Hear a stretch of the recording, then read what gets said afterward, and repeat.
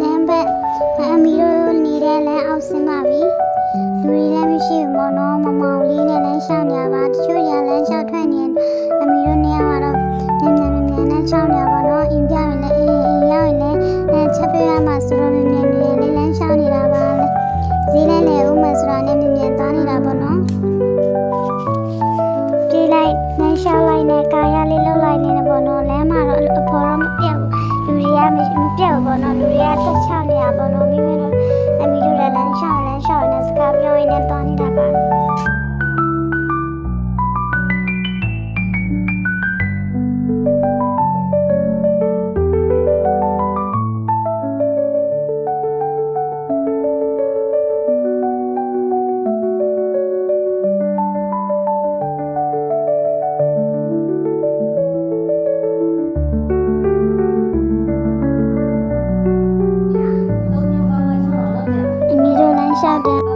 အမီတို့လမ်းလျှောက်တာတော့နော်အနွေးတယ်ဝတ်တဲ့ပုံနဲ့တူပါလေအမီတို့လမ်းလျှောက်နေရတော့နော်အနွေးတယ်ဝတ်တဲ့ပုံစံကတော့ချောင်းဆောင်ရှုံတယ်လို့ပြင်ရပါတော့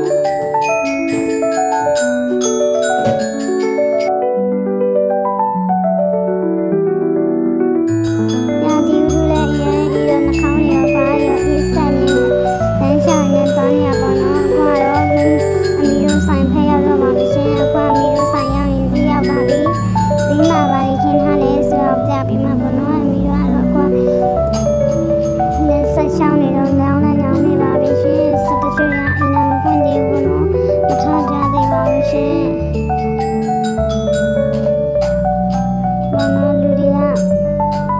တိတ်ဘောအခုအမီတို့အခုမှဆိုင်ရိုက်ထားတဲ့ဘောဆိုတော့နည်းအားပေးကြပါလို့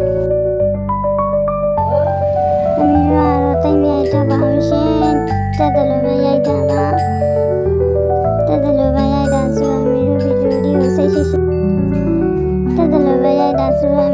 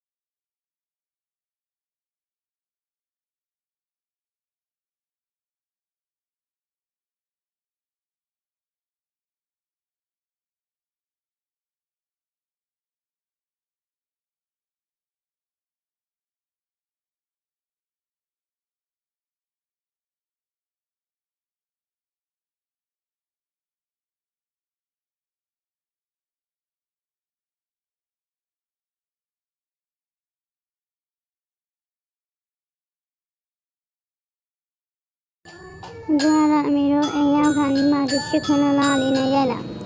ကျန်လာပါတယ်နော်နေထွက်နေအခုမှနေထွက်တော့မှအမေတို့ရောက်တာ9နာရီ6နာရီမတူသေးဘူး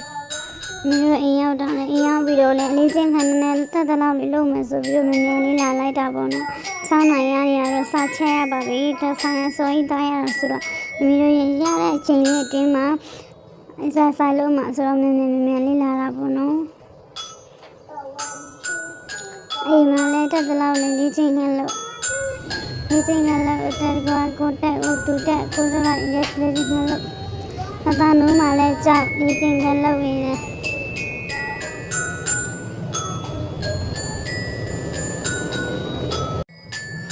ဟာတာလည်းဖြစ်နေပါပြီဟာတာလည်းရင်းဖြစ်နေပါတော့မမအမီးကတော့အခောက်တစ်ခေါက်ခွန်အခောက်တစ်